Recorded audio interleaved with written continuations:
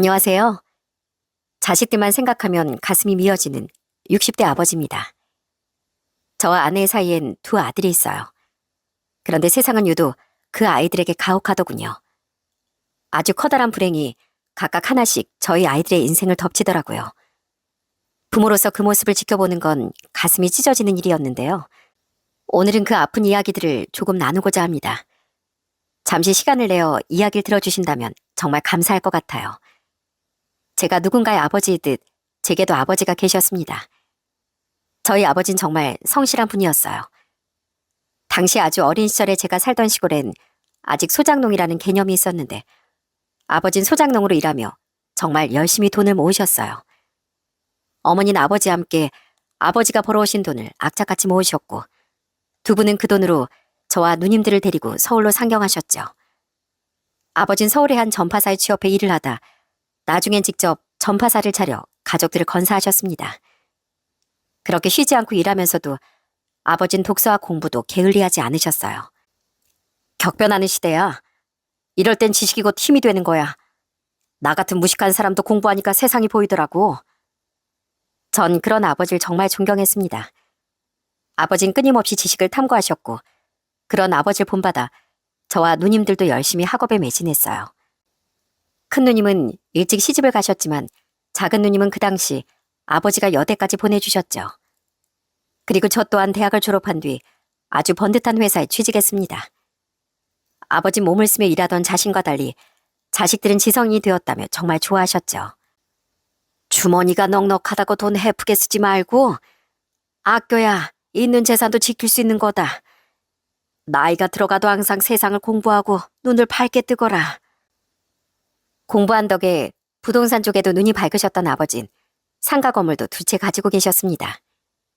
아버지는 어머니를 먼저 보내신 뒤 제가 결혼하고 저희 아이들이 아직 학생이었던 시절 자식들에게 재산을 고루 나눠준 뒤 돌아가셨어요. 마지막까지 아버지다운 유언을 남기시면서요. 아버진 큰 누님과 제겐 상가 건물을 한 채씩 남기셨고 작은 누님에겐 섭섭지 않은 유산을 남겨주셨죠. 그렇게 전 평범한 직장이었던 동시에 3층짜리 작은 상가 건물의 건물주가 되었어요. 당신 셔츠 이음새 부분에 또 구멍이 났네요. 한 번만 더 꿰매 입고 또 터지면 그땐 새 거 삽시다. 구멍 났다고 일일이 옷을 다 버리면 그건 낭비니까요. 새 거는 무슨 앞으로 5번은 더 꿰매 입을 수 있어. 건물에서 따박따박 월세가 들어왔지만 저와 아내는 꾸준히 검소하게 살았어요. 재산이 넉넉한 걸 티내지 않고 은퇴할 때까지 성실하게 회사를 다녔고 아내는 아끼고 아껴 살림을 했죠. 우리 아이들이 돈의 소중함을 알았으면 하는 마음에 좋은 본보기가 되고 싶어서 더더욱 검소를 실천했던 것 같아요. 아버지, 운전 제가 할게요. 아버지 피곤하시잖아요. 그럴래? 고맙다 우리 아들. 형, 그럼 반쯤 가다가 휴게소에 들르자. 그때부터 내가 운전할게. 장거리 운전하면 힘들어. 어머니, 이거 담요 가지고 타세요. 요즘 들어 부쩍 추워하시잖아요. 가면서 덮으세요. 고맙게도 두 아들은 정말 착하고 의에 좋게 자라주었습니다. 인상도 선하고 항상 웃는 얼굴이라 주위에서 저희 애들 칭찬을 정말 많이 했어요. 대학생 되면 다른 애들은 연애한다, 술 마신다, 자기들 놀기 바쁜데 이 집 애들은 참 착해요. 부모님이랑 시간도 많이 보내고 싶어하고 가족 위할 줄도 알고 두 분은 밥을 안 먹어도 배가 부르시겠어요. 제가 건물주라는 것보다 자식들을 잘 키웠다는 사실이 늘 제 어깨를 올라가게 했습니다. 두 아이는 대학을 졸업하고 번듯한 직장인이 되었어요. 큰아들은 솔직히 공부를 잘하는 편은 아니었기에 적당한 대학을 나온 뒤 평범한 중소기업에 취업했는데요. 공부를 잘했던 작은아들은 좋은 대학을 나와 대기업에 들어갔습니다. 게다가 둘째여서 그런지 큰아들보다 더 수더분하고 살거운 면이 있어 어떨 땐 꼭 딸 같았어요. 두 아이 모두 똑같이 사랑했지만 그랬기에 저와 아내는 작은아들과 있을 때 조금 더 많이 웃었던 것 같네요. 아버지 어머니도 그렇고 두 분 다 요즘 손에 나이가 들어가는 것 같아요. 괜히 속상하게. 나이가 들면 손도 똑같이 늙어가는 거지. 우리 재훈이 참 세심해. 부모 손도 관찰할 줄 알고. 자연스러운 거니까 속상해하지 말거라. 어떻게 그래요. 늙지 마세요 아버지. 오래오래 제 곁에 계셔주세요. 작은 아들은 나중에 결혼하면 자기가 저와 아내를 모시고 살겠다며 입버릇처럼 말하곤 했습니다. 물론 아이들에게 얹혀 살 생각은 없었지만 그 말이 너무 기특하더라고요. 그렇게 오래도록 우리와 살고 싶다던 작은 아들은 그 말을 결국 지키지 못했어요. 재훈아, 재훈아, 세상에 이런 법이 어디 있냐? 가려고도 내가 먼저 가야지. 왜 아직 꽃도 제대로 피워보지 못한 네가 먼저 간단 말이야. 여보! 작은 아들은 고작 33살의 나이에 교통사고로 세상을 떠났습니다. 하늘이 무너진 것 같았어요. 거의 비명을 지르듯 오열했던 아는 실신까지 해버렸죠. 어머니, 아버지, 자전거 타러 나가실래요? 밖에 날씨가 좋더라고요. 제가 도시락도 쌀게요. 우리 같이 나가서 바람 쐬고 와요. 얼른요. 작은 아들이 떠나간 후 저희 집은 1년이 넘게 초상집과도 같았습니다. 자식을 먼저 앞세운 부모의 얼굴에 웃음이 돌아오기란 쉽지 않은 일이더라고요. 잠을 자도 잠에서 깨어나 눈을 떠도 그리운 자식 생각에 눈물부터 나곤 했죠. 그런 우리를 어떻게 해서든 북돋아주고자 애를 썼던 사람이 바로 큰아들이었습니다. 작은 아들과 달리 딸처럼 살갑지 않았던 큰아들은 우리를 위해 달라졌어요. 생전 안 그러던 녀석이 저와 아내의 손을 조물딱대며 수다를 떨기도 했고 직접 도시락까지 싸서 저와 아내를 데리고 소풍을 나가기도 했죠. 그런 아들의 착한 마음씨가 고마워서라도 저와 아내는 다시 기운을 내어 살아가기 시작했습니다. 재곤아, 항상 차 조심하고 피곤하면 운전대 절대 잡지 말고. 알았지? 알겠어요, 아버지. 조심할게요. 그런 큰아들마저 잃게 되면 어쩌나 싶어 저와 아내는 항상 노심초사하는 버릇이 생겼습니다. 특히 운전에 관해선 아들의 귀에 딱지가 않도록 주의를 줬죠. 그래도 착한 아들은 한 번도 귀찮아하지 않고 인내심 있게 우리의 걱정을 들어줬어요. 그리곤 조심스레 우리를 심리상담센터에도 데려갔는데 그런 아들 덕에 우린 과했던 걱정을 조금 내려놓을 수도 있었답니다. 그렇게 작은 아들을 잃은 뒤 우린 서로를 보듬어주고 위로하며 세상을 살아갔어요. 그리고 아들은 30대 후반의 나이에 3살 연하의 며느리와 결혼을 하게 됐죠. 정말 착하고 다정한 사람이에요. 같이 있기만 해도 하루를 위로받는 느낌이 들게 해주더라고요. 신기하게 음식 취향도 집을 좋아하는 성향도 전부 비슷해서 그 사람이랑 결혼한다면 평생 사이좋게 잘 살 수 있을 것 같아요. 그래? 네가 그렇게까지 말한다니 좋은 사람인 것 같구나. 네, 비록 집이 좀 가난해서 집에 돈을 많이 보태느라 모아둔 돈은 많이 없다는데요. 돈이 앞으로 같이 벌고 모으면 되니까 중요하게 생각하지 않아요. 며느린 집은 좀 가난했지만 실제로 만나보니 정말 착한 아이였습니다. 꼭 그렇게 순둥이였던 저희 작은 아들 같기도 하더라고요. 상견을 해보니 바깥 사돈도 사돈 처녀도 좋은 사람들 같아 아내와 전 즐거운 마음으로 아들의 결혼 준비를 지켜보았죠. 아들과 며느린 제가 미리 증여해두었던 아파트에서 신혼생활을 시작했습니다. 그 아파트는 본래 저희 가족이 함께 살던 곳과 같은 단지였는데요. 몇 년 전 아버지께 물려받은 상가 건물이었던 부지가 재개발되면서 전 보상으로 그곳에 세워진 신축 아파트 2채를 분양받을 수 있었어요. 그때 한 채는 저희 부부가 살 집으로 쓰고 다른 한 채는 훗날 아들이 결혼하면 신혼집으로 쓰라며 미리 물려주었던 거죠. 그동안은 세입자가 살고 있었는데 마침 계약이 끝나는 시점이 아들의 결혼과 맞물려 자연스럽게 두 사람이 그 집에서 새 출발을 할 수 있었던 겁니다. 아버님 덕분에 제가 너무 가분한 집에서 살게 됐네요. 평생 감사하는 마음으로 살겠습니다. 그 마음만으로도 기쁘구나. 그냥 우리 재곤이랑 앞으로 화목하게만 살아다오. 그거면 난 다 받은 거다. 며느리 말하는 것도 참 예뻤습니다. 두 사람은 아들의 친한 회사 후배의 소개로 만났다고 하더라고요. 아들 후배의 고향 동생이 며느리였던 거죠. 두 사람은 너무 고마워서 그 후배에게 좋은 선물도 해주고 술도 거하게 샀다고 하더라고요. 아버지, 이 친구가 바로 저랑 집사람을 이어준 그 직장 후배예요. 주하나 인사드려. 우리 아버지셔. 안녕하십니까 아버님. 처음 뵙겠습니다. 박주한이라고 합니다.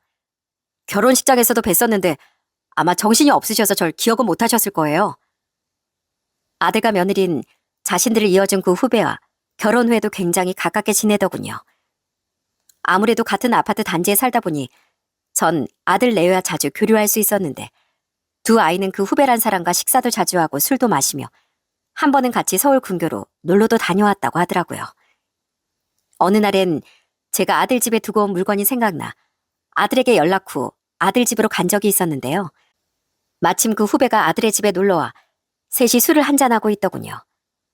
너무 반가운 마음에 전 도로 집에 가서 아껴줬던 좋은 술도 그 애들에게 가져다 주었죠. 결혼식 땐 정신이 없어서 얼굴을 기억을 못했네요. 아유, 훤칠하게 잘생기셨어요. 이렇게 착한 며느리를 우리 아들에게 소개시켜줘서 고맙습니다. 이거 선물 받은 귀한 술인데 한번 드셔보세요. 그렇게 그 후보에게 고마웠던 건 며느리가 정말 착한 아이였기 때문입니다. 며느린 고작 12살 때 사고로 어머니를 잃었다고 해요. 박하사돈 혼자 두 딸을 힘들게 키우신 거죠. 박하사돈을 도와 어릴 적부터 집안 살림을 돌보고 여동생을 챙기며 살아서인지 며느린 정말 야무지고 의젓했어요. 살갑긴 또 얼마나 살가운지 며느린 아들 없이도 혼자 저희 집을 자주 찾아오곤 했습니다. 아버님, 남편은 오늘 야근한대요. 두 분이랑 같이 저녁 먹고 싶은데 제가 아버님 댁으로 건너가도 될까요? 제가 맛있는 된장찌개 끓여드릴게요. 아버님 무 넣은 된장찌개 좋아하시잖아요. 어머님, 이거 핸드크림인데요. 설거지하면 꼭 바르세요. 저번에 보니까 손이 많이 트셨더라고요. 제 거 사면서 같이 산 거고 비싼 것도 아니니까 전혀 부담스러워하지 마시고요. 이런 며느리를 어떻게 예뻐하지 않을 수 있었겠습니까? 우리 며느리에게 좋은 옷도 선물해주고 용돈도 주며 우리의 애정을 표현하려고 했어요. 며느린 부담스러워하며 거절하려고 했지만 어른이 주는 건 그냥 받는 거라며 억지로 손에 쥐어주곤 했죠. 특히 아내는 안 사돈 없이 자란 며느리를 많이 안쓰러워했는데요. 그래서인지 정말 딸을 대한다는 마음으로 며느리가 집에 오면 손에 절대 물을 묻히려고 하지 않더라고요. 우리 집에 오면 넌 손님인데 무슨 찌개 끓인다고 하니? 이렇게 재료 사와준 것만 해도 고맙구나. 음식은 이제 내가 할 테니까 넌 저기 시아버지랑 같이 앉아서 TV나 보고 있어. 여보, 재미없게 스포츠 채널 틀어두지 말고 새아가 보기 예능 같은 거 틀어요. 예, 여부가 있겠습니까?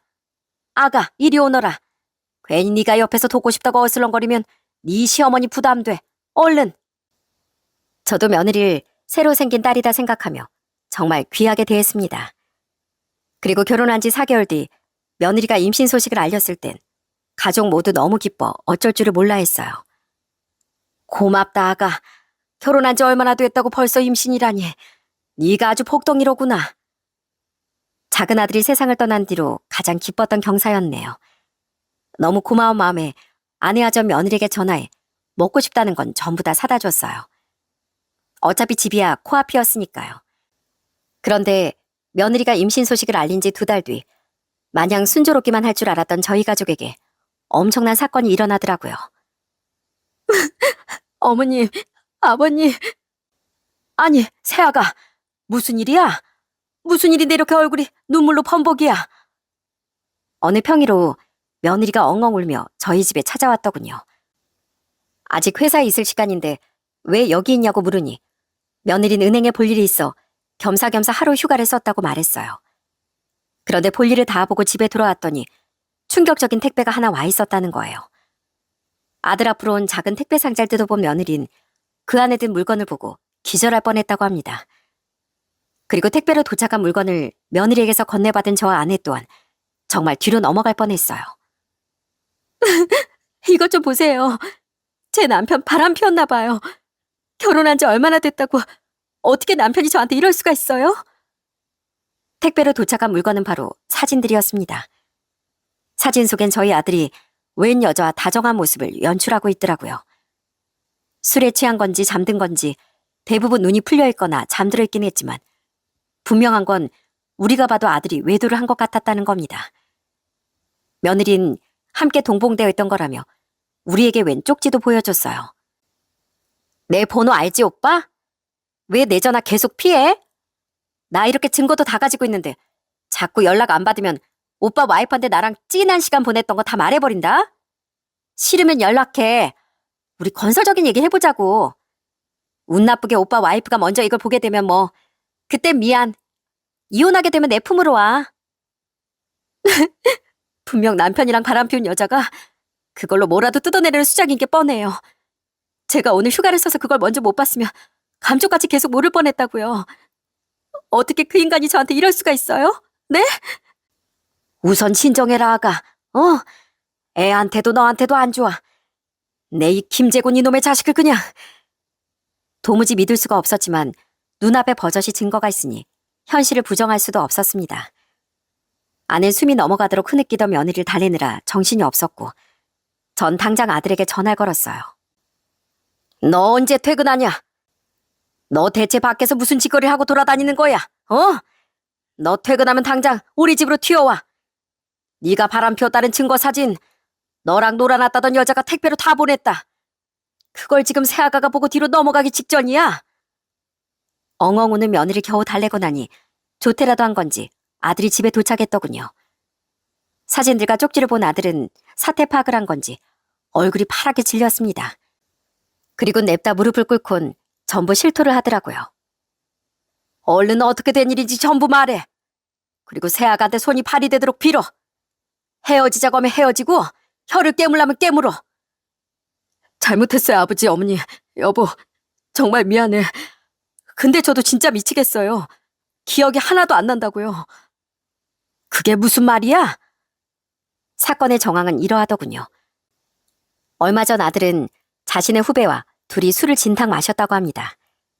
그 후배는 고향으로 내려가고 싶다며 회사를 그만두었다고 해요.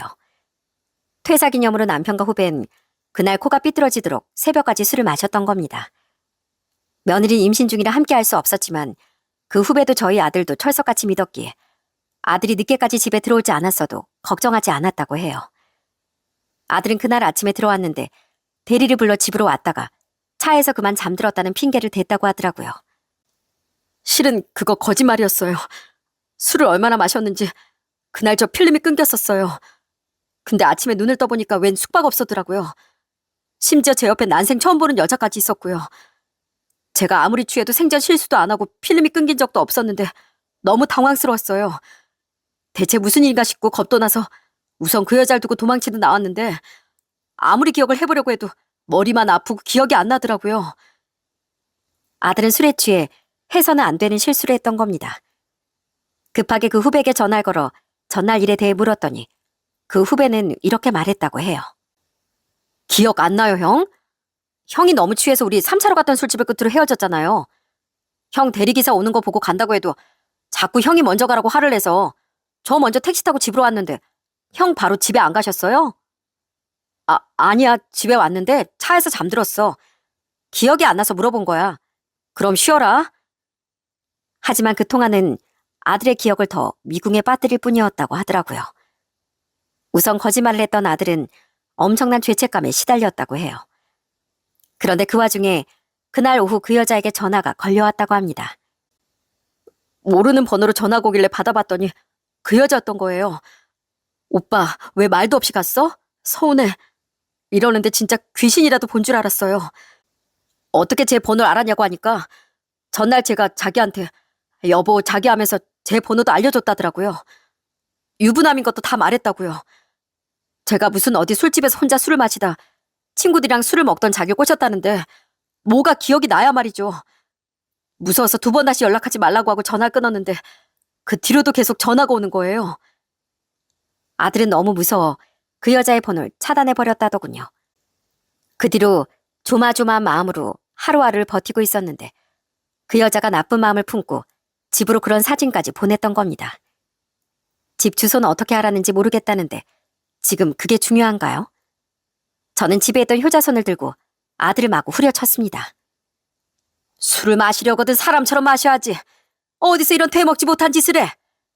네가 사람이야? 어떻게 임신한 아내를 두고 그런 짓을 벌일 수가 있어? 그냥 나가서 혀를 확 깨물어라. 아예 살지 마. 죄송합니다. 정말 죄송합니다. 여보, 정말 미안해. 진짜 내가 왜 그랬는지 이해가 안 돼. 기억이라도 나면 그나마 나은데 기억도 안 나서 미칠 것 같다고. 그런데 이렇게 증거사진까지 있다니까 내가 그런 게 맞는 거겠지. 미안해, 여보. 내가 정말 죽을 죄를 지었어. 아들은 엉엉 울며 며느리에게 용서를 빌더군요. 하지만 그게 쉽게 용서가 되겠습니까? 며느리는 오열하며 아들에게 리모컨이며 휴지곽 등을 사정없이 던져댔어요. 사과하면 끝인 줄 알아?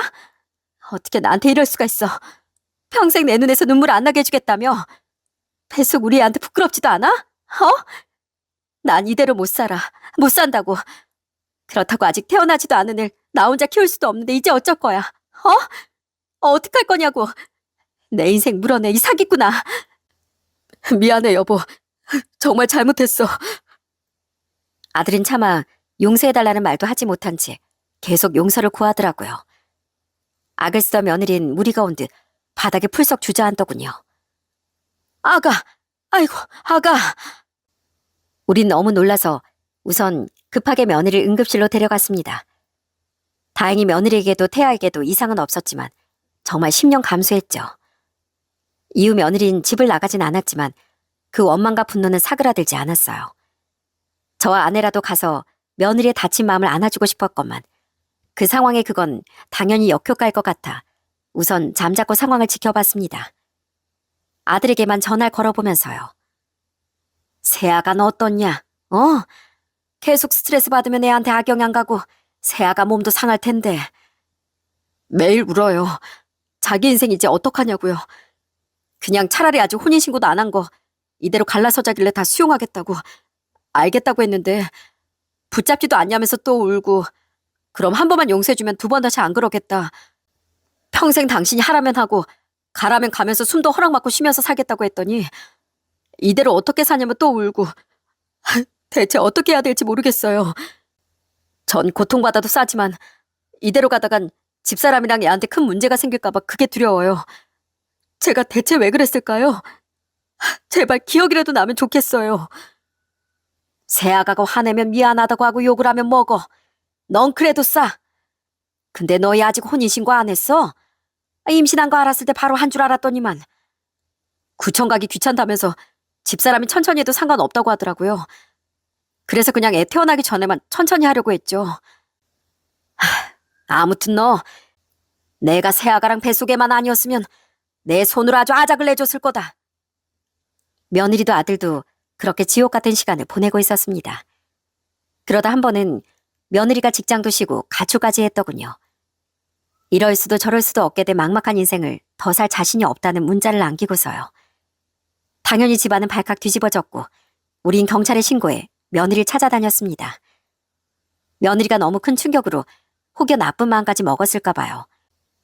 다행히 며느리는 아무 문제 없이 집으로 돌아올 수 있었지만 정말 모두 가슴을 크게 쓸어내렸답니다. 어머님, 아버님, 그동안 너무 걱정 끼쳐드려서 죄송해요. 이미 돌이킬 수 없는 거 그냥 저랑 남편 앞으로 다 잊고 다시 잘 지내보기로 했어요. 솔직히 다 잊을 순 없겠지만 그래도 뱃속 우리 아이를 생각하려고요. 고맙다, 아가. 그 못난 놈을 받아줘서 정말 고맙다. 그렇게 3주 정도 지났던 어느 날 며느리는 아들과 함께 저희 집에 와서 이렇게 말하더군요. 너무 고맙고 미안했죠. 아들은 그런 며느리 옆에서 여전히 고개도 들지 못했습니다.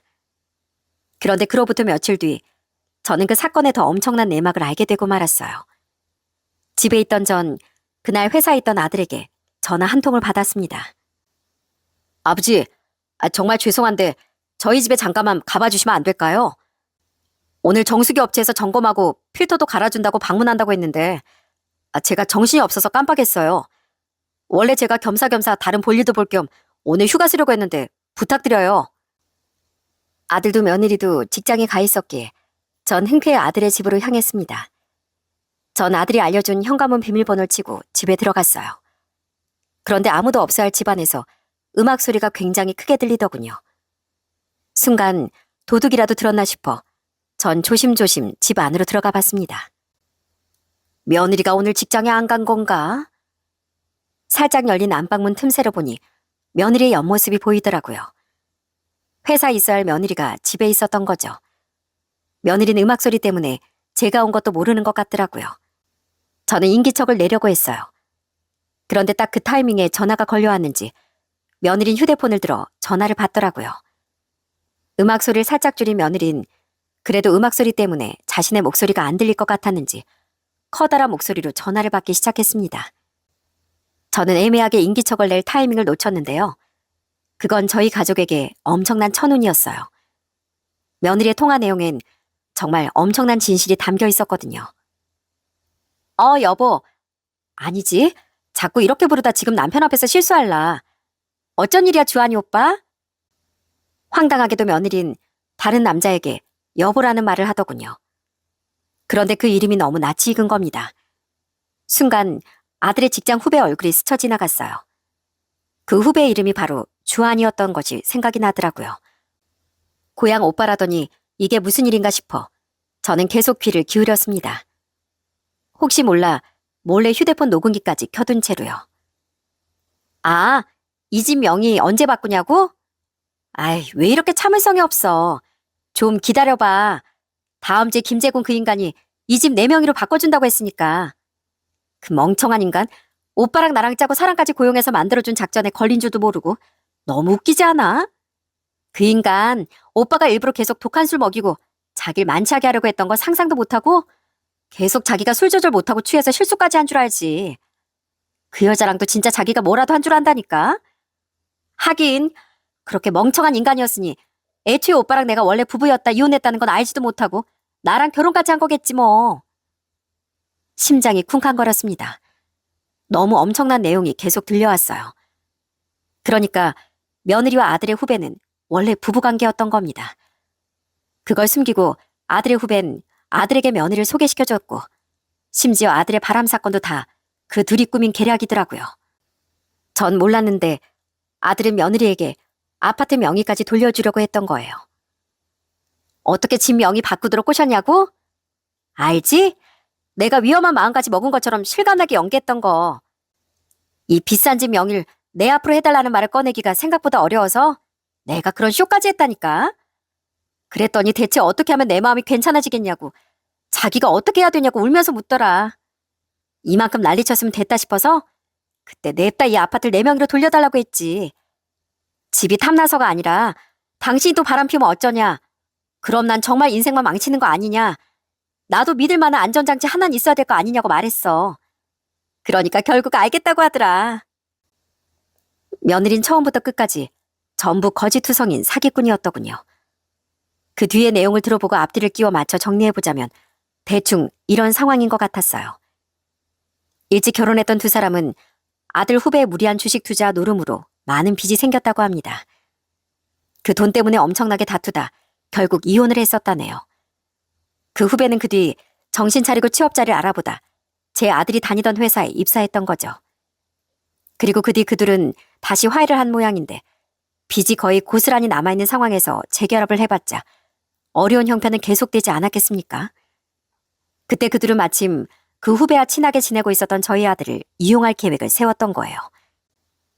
자기 앞으로 된 서울에 아파트도 있고 집도 잘 사는 호구가 있다는 당신 말에 내가 얼마나 신나했었는지 기억나지? 당신이 김재곤 그 인간이랑 친해져서 자주 술을 마시지 않았다면 그런 재산 사정 어떻게 알았겠어. 진짜 돈 냄새는 기가 막히게 맡는다니까. 근데 막상 연애할 때도 결혼하고 나서도 보니까 그 인간 더 순진한 호구더라.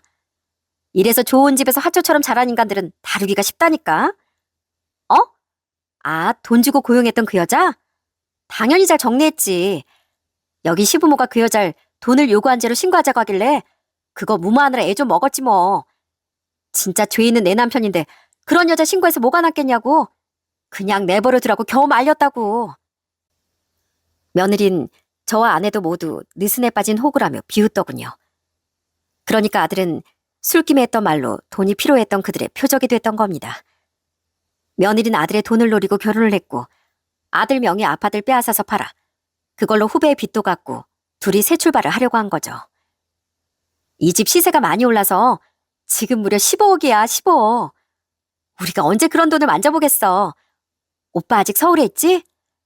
남편이 이 집 명의 내 앞으로 바꿔주면 바로 그 인간 몰래 팔아버릴 테니까 우리 그 돈 가지고 빨리 나르자고. 조금만 기다려. 우리 이제 고생 끝 행복 시작이야. 배속 우리 아이도 아주 떵떵거리면서 살게 해주자고. 혹시 지금 남편애 아니냐고? 아유, 절대 아니야. 시기를 계산해보니까 오빠 아이가 틀림없어. 멍청한 이 집 인간들은 당연히 생각도 못하고 있겠지만. 너무 충격을 많이 받은 나머지 전 거의 뒤로 넘어가기 일보 직전이었습니다. 심지어 며느린 며칠 전 이미 회사까지 그만둔 뒤였다네요. 아들에겐 출근하는 척하면서 며느린 계속 집에 있었던 겁니다. 이미 그놈도 며느리도 직장을 그만두고 도망칠 준비를 다 하고 있었던 거예요. 이제 그들에게 남은 건 저희 아들이 명의를 바꿔준 뒤에 아파트를 몰래 팔아치우는 일 하나뿐이었던 거죠. 그제야 왜 며느리가 아들에게 택배를 보낸 여자를 신고도 못하게 하고 아들과의 혼인신고도 미뤘었는지 알겠더군요. 세상에 이런 무서운 범죄를 우리 아들이 당하게 됐나 싶어 온몸에 소름이 돋았습니다. 아, 배고프다. 우리 뱃속 아가가 밥 달라고 하나 봐. 끊어, 오빠. 내가 사랑하는 거 알지? 우리 얼른 다시 재혼해서 잘 살자. 조금만 기다려. 제가 듣고 있는 줄도 모르고 실컷 떠들던 며느린 드디어 전화를 끊더군요. 저 또한 휴대폰 녹음을 끄고 잠시 고민하다 며느리 불렀습니다. 아무 일도 없었던 것처럼 애써 표정 관리를 하면서요. 아가, 집에 있었니? 어머, 깜짝이야. 아버님, 언제부터 거길? 나, 지금 왔다. 재곤이가 오늘 정수기 점검 오기로 한 날이라고 집 비밀번호 알려주면서 잠깐만 가봐달라고 하더구나. 근데 와보니까 네가 있더구나. 회사는 안 갔어? 아, 머리가 아파서 출근하자마자 조퇴했어요. 근데 아버님, 혹시 저 통화하는 소리 들으셨어요? 뭔가 통화하는 것 같긴 했는데 음악 소리가 커서 하나도 못 들었다. 그래요? 꼭 죄진 사람처럼 왜 그러냐? 밥은 먹었니? 내가 맛있는 거 사줄까? 그래, 머리는 좀 어때? 괜찮아요. 좀 쉬니까 나아졌어요. 밥은 좀 쉬었다가 이따가 먹을게요. 정수기 점검은 제가 있으니까 그냥 가셔도 돼요, 아버님. 절 보고 소스라치게 놀란 며느린 당황해서 절 우선 돌려보내려고 하더군요. 전 끝까지 인자한 시아버지인 척 연기라며 그 집에서 나왔죠. 하지만 제가 향한 곳은 저희 집이 아니라 경찰서였습니다. 저는 제가 녹음한 파일을 들려주며 며느리와 그 후배를 신고했어요. 바로 며느리에게 아는 척을 하지 않았던 건 혹시 제대로 된 증거가 나오기 전에 그들이 도주라도 할까봐 염려됐기 때문이었죠. 그 연놈들이 작정하고 우리 아들한테 접근해서 아파트를 가로채려고 했습니다. 순진한 우리 아들을 속이고 우리 모두를 기만했다고요. 이 사기꾼들 꼭 제대로 수사해 주시길 바랍니다. 그리고 그날 저녁 전 퇴근한 아들을 며느리 몰래 집으로 불렀어요. 그리고 녹음 파일을 들려주며 그 엄청난 진실에 대해 알려주었죠. 당연히 아들은 크게 분노하더니 분한 나머지 눈물까지 흘리더라고요. 어쩐지 이상했어요. 제가 생전 그런 실수를 한 적이 없었는데. 미안하다, 재곤아. 우리가 널 끝까지 믿어줬어야 했다. 아니에요. 저조차도 속아 넘어갔는데 당연히 그러실 수밖에 없었겠죠. 제가 그 둘을 얼마나 믿었는데 어떻게 그런 무서운 짓을 벌일 수가 있어요? 바보처럼 당한 제 자신이 너무 부끄러워요. 전 바보처럼 집사람한테 미안해서 진짜 집 명의까지 넘겨주려고 했는데. 아니야. 잘못은 그놈들이 했는데 네가 왜 자책을 해? 아무튼 아직 네가 명의를 바꾸기 전에 내가 그 통화를 듣게 된 게 조상님이 도운 일이다. 경찰이 증거를 제대로 수집하기 전까지 그 연놈들 도망가지도 모르니까 너도 모르는 척하고 있거라. 힘들겠지만 제대로 응징해줘야 할 거 아니냐. 예, 아버지. 그리고 감사해요. 아버지가 제 인생을 구해주신 거예요. 아버지가 아니었으면 정말 어떻게 됐을지 상상만 해도 끔찍해요. 옆에서 함께 듣던 아내도 큰 충격에 입을 다물지 못했습니다.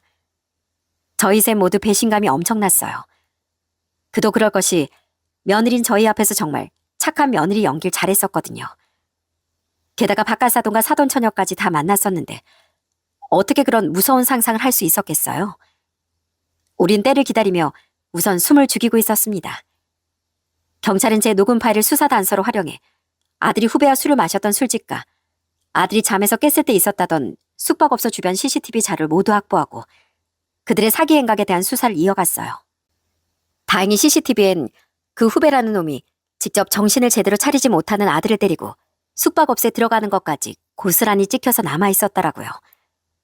시간이 좀 흘러서 걱정했는데 다행이었죠. 이외에도 촘촘한 수사 끝에 어느 정도 증거를 수집한 경찰은 드디어 일주일 뒤 며느리와 아들의 후배를 소환했습니다. 며느린 그동안 아들에게 언제 명의를 바꿔줄 거냐며 들들 볶았는데 아들은 계속 대답을 회피하며 시간을 끌었죠. 그들이 소환 조사를 받은 날, 전 일부러 아들의 집에 가서 며느리를 기다리고 있었어요. 그동안 참아왔던 울분을 토해내려고요. 그리고 조사를 마치고 귀가한 며느리 옆엔 그 후배란 놈까지 함께더군요. 여보, 아버님도 와 계셨네요. 사기꾼 기집애가 어디다 대고 아버님이라 소리를 해. 내가 그동안 오늘이 오길 기다리면서 얼마나 화를 참았는지 아냐? 역시 그때 아버님 제 전화 소리 다 들으셨던 거죠? 그래, 내가 신고했다. 이 뼈를 잘근잘근 씹어먹어도 모자란 것들. 감히 우리 아들을, 우리 가족을 우롱해? 잘못했어요, 아버님. 여보, 잘못했어. 우리가 이렇게 무릎 꿇고 사과할게. 제발 선처 좀 해줘. 이대로면 우리 감옥 갈지도 몰라. 그 후배놈은 며느리와 함께 아들에게 선처를 구하려 찾아왔던 겁니다. 그들은 냅다 무릎을 꿇고 싹싹 빌기 시작하더군요. 형, 정말 죄송해요. 제가 빚이 4억이다 되나 보니까 순간 욕심에 눈이 멀었어요. 전 워낙 없는 집안에서 자랐어요. 형은 어렵게 자란다는 게 뭔지 모르시잖아요. 제발 한 번만 용서해 주세요. 네? 여보, 뱃속 우리 아이를 생각해서라도 제발 선처 좀 해줘. 우리의 범죄자 자식으로 만들 거야? 그 와중에 며느리는 뻔뻔하게도 뱃속 아이를 팔아먹더군요.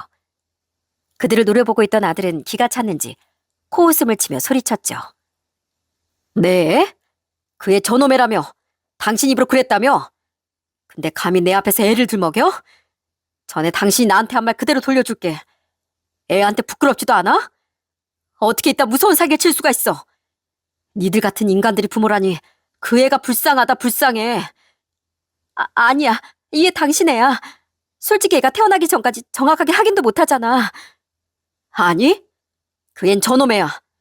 그리고 만약 그 애가 내 애라면 그때 애만 나한테 보내. 애는 내가 키울 테니까. 그러니까 넌 감옥에 가든 뭐라든 정당한 법의 처벌을 받아야 할 거야. 박주환 너도 마찬가지야. 내가 후배라고 그렇게 잘해줬는데 고마운 줄은 모르고 사람을 벗겨먹으려고 들어? 너희들 다 내가 절대 가만 안 놔둘 거야. 내가 니들 정식 고소까지 해서 확실하게 처벌해달라고 할 거야. 절대 선처는 없을 줄 알아. 아버님, 제 뱃속애가 진짜 아버님 손주일지도 모르는데 진짜로 저 감옥에 보내실 거예요? 네? 내가 아버님이라고 부르지 말랬지? 어디 엄마 자격도 없는 애가 자꾸 애를 들먹여. 잘해주는 애도 모르고 감히 내 아들을, 네가 감히. 당장 짐 싸서 여기서 나가라. 우리 아들 집에서 나가. 어차피 니들 혼인신고한 사이도 아니니까 그대로 몸만 나가라고. 저 아들은 싹싹 빌던 그들을 집에서 쫓아내버렸습니다.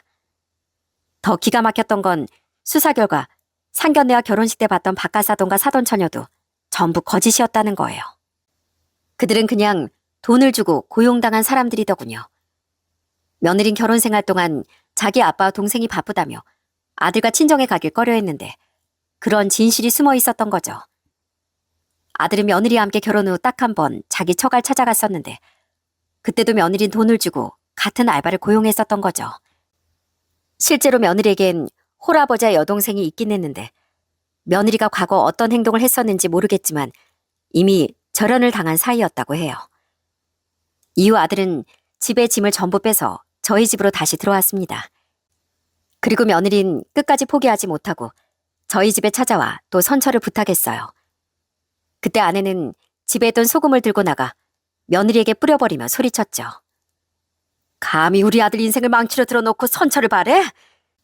내가 마음 같아선 소금이 아니라 내 손으로 직접 널 요절내버리고 싶어. 네가 임산부니까 그나마 내가 참는 거야. 그러니까 여기 와서 이러지 말고 감옥에나 처박혀버려. 이후 다행히 혼인신고는 하지 않은 상태였으니 아들은 이혼 소송까진 할 필요도 없었습니다. 긴 수사 과정과 재판 끝에 아들의 후배는 실형을 받았어요. 전 며느리는 아쉽게도 실형은 받지 못했지만 그래도 법적 처벌을 피해갈 수 없었죠. 그리고 돈을 받고 고용되던 여자 또한 벌금형을 받았다고 하더라고요. 하지만 그들이 법의 철퇴를 맞은 일로 아들의 마음에 남은 충격과 상처가 전부 위로받을 수는 없었어요. 한편 전 며느린 아들을 낳았는데 역시나 그엔 아들의 아이가 아니었습니다. 그렇게 지금은 시간이 좀 흘렀는데요. 아들은 짧은 결혼 생활로 인한 마음의 상처가 다 낫지 않아 아직도 한 번씩 심리 상담을 받으러 다니고 있어요. 아내와 전 그런 아들의 마음을 보듬어주기 위해 애를 쓰고 있고요. 아들이 살던 집엔 지금 전세 세입자가 들어와 살고 있는데 아들은 그 집이 있는 쪽으론 고개도 돌리고 싶어 하지 않더라고요. 그래도 아들은 어떻게든 아픔을 이겨내고 다시 인생을 잘 살아보려고 노력하고 있습니다. 아들은 그들에게 호되게 당한 뒤 트라우마가 생겨 술을 뚝 끊었어요. 대신 심신의 안정을 위해 낚시의 취미를 가지기 시작했는데 저도 아들과 한 번씩 함께 낚시를 가고 있죠. 애초에 낚시를 알려준 것이 저였거든요. 얼마 전에도 아들과 함께 낚시를 다녀왔는데 그때 커피를 홀짝이던 아들이 이런 말을 하더군요. 아버지, 저요. 이번에 승진할 것 같아요. 정말? 잘 됐구나. 아픔을 잊으려고 일에 몰두했던 게 이렇게 뜻밖의 기회가 됐더라고요. 아버지, 저는요. 배신당했다는 생각 때문에 상처를 받기도 했지만 제가 바보 같은 놈이라 그런 사기극에 휘말렸다는 생각 때문에 너무 괴로웠어요. 그게 왜 네 탓이야? 누가 살면서 무턱대고 아무 일이나 의심부터 하고 살아? 착정하고 속인 그놈들이 잘못이지. 맞아요. 머리론 그렇게 생각하려고 애를 썼는데 마음이 뜻대로 되지 않더라고요. 이래서 피해자들이 자책을 그렇게 하는구나 싶더라고요. 근데 이젠 좀 괜찮아진 것 같아요. 상담 선생님이 그러시더라고요. 제가 정말 바보 같고 한심한 사람이었으면 어떻게 회사에서 인정을 받고 그렇게 승진도 할 수 있겠냐고요. 그냥 끼워 맞추기일 수도 있는데 이상하게 그 말이 참 위로가 되더라고요. 아버지, 시간이 약이라고 힘들어도 살아보니까 또 살만해지는 것 같네요. 아픔도 무뎌지고 이렇게 승진 같은 좋은 일도 생기고요. 그러니까 더는 과거에 매여 있지 않고 좋은 일만 기대하면서 살아가려고 노력할 거예요. 웃으며 그런 말을 할 수 있기까지 아들이 얼마나 마음고생이 심했을까 싶어 울컥하더군요. 전 어떻게든 아픔을 이겨내려 노력 중인 아들의 어깨를 말없이 두드려 주었고요. 아들의 인생을 응원하면서요. 아들의 말처럼 시간이 약이라는 말이 참 맞는 것 같습니다. 하지만 앞으로는 하나 남은 내 자식의 인생에 시간이라는 약이 필요한 나쁜 사건은 더는 생기지 않았으면 좋겠네요. 그렇게 될 수 있도록 힘이 닿는 한 도우며 살아가는 게 바로 부모의 인생이고 역할이겠죠. 여러분 중에도 저희 아들처럼 나쁜 일을 겪은 뒤 괜한 자책감에 쌓여 살고 계신 분들이 계실지도 모르겠네요. 그분들께 진심으로 말씀드리고 싶습니다. 여러분에게 상처를 준 그들이 잘못이지 결코 여러분의 잘못이 아니라는 것을요. 전 산다는 건 아주 미끄러운 비탈길을 힘겹게 오르는 일이라고 생각합니다. 그래서 삶이 고달프고 힘겨운 게 아닌가 싶고요. 그러니 힘겹게 한 걸음 한 걸음 올라가다 한 번 발을 삐끗해 미끄러졌을지언정 그건 창피한 일도 자책할 일도 아닙니다. 자연스럽게 누구나 겪을 수 있는 일이죠. 중요한 건 그럼에도 다시 발을 내디뎌 앞으로 나아가는 용기랍니다. 여러분의 그 한 걸음이야말로 가장 대단하고 박수받아야 할 일이라고 믿어요. 그렇게 힘든 비탈길을 꾸역꾸역 올라가다 보면 분명 좋은 일이 찾아올 거예요. 제 사연은 여기까지입니다. 언젠가 과거의 눈물 따윈 생각도 나지 않을 만큼 활짝 웃어 보일 여러분의 미래를 응원하며 전 이만 여기서 사연을 마치겠습니다. 들어주셔서 정말 감사합니다.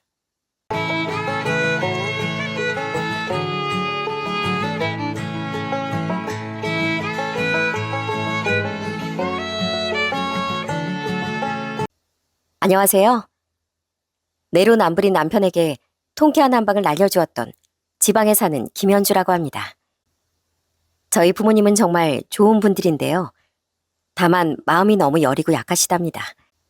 그런데 이 남편이란 놈이 그런 저희 부모님의 약한 마음을 이용해 자꾸 이득을 취하려고 들더군요. 게다가 이미 저희에게 큰 도움을 주셨던 저희 부모님을 무시하며 자기 가족만 챙기려고 들더라고요. 제가 부모님을 챙기려 할 땐 그렇게 치를 떨더니 아주 내로남불인 인간이었죠. 그래서 전 그 인간을 통쾌하게 뻥 차버렸는데 그 길었던 이야기를 한번 풀어보겠습니다. 전 원래는 서울에서 꽤 먼 지방에서 나고 자랐어요. 저희 부모님은 일주일에 7일 내내 정말 하루도 안 쉬고 장사를 하셨는데요. 그 덕에 저희 집은 부를 많이 축적한 편이었습니다.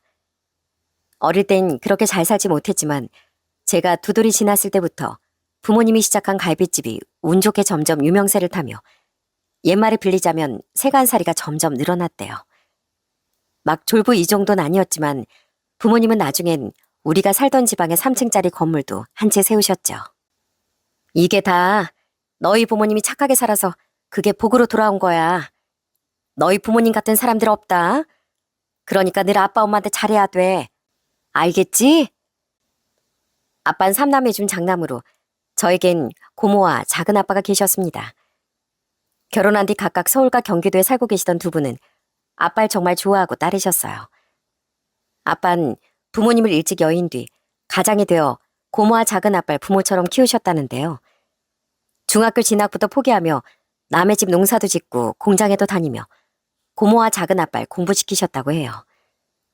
아빠는 나중이 되어서야 검정고시로 고졸 학력까지 취득하실 수 있었죠. 작은 아빠는 그런 아빠 덕에 그 힘든 형편에 대학까지 졸업할 수 있으셨다고 해요. 우리 결혼도 다 너희 부모님이 시켜주신 거야. 너희들 아빠도 아빠지만 너희들 엄마도 천사가 따로 없었어. 자기도 젊은 나이 시집와 시누이 시동생 데리고 살면서 밥 빨래 다 해주고 선자리도 발품 팔아서 다 알아봐주고 너희 부모님 우리에게 은인이야, 은인. 그렇게 늘 좋은 날만 가득했다면 얼마나 좋을까요? 행복했던 저희 집은 저와 6살 차이가 났던 저희 오빠로 인해 점점 수렁으로 빠지기 시작했습니다. 오빤 고등학교 1학년 때 학교에서 친구들에게 심한 소외를 당하며 등교 거부를 하기 시작했습니다. 부모님이 울며 설득도 하고 화도 내보셨지만 오빤 아예 방문을 잠그고 거실로도 나오지 않더라고요. 수철아, 밥 여기 나왔으니까 가지고 들어가서 먹어. 남기지 말고, 어? 부모님은 늘 닫혀있는 오빠의 방을 보며 애를 태우셨답니다.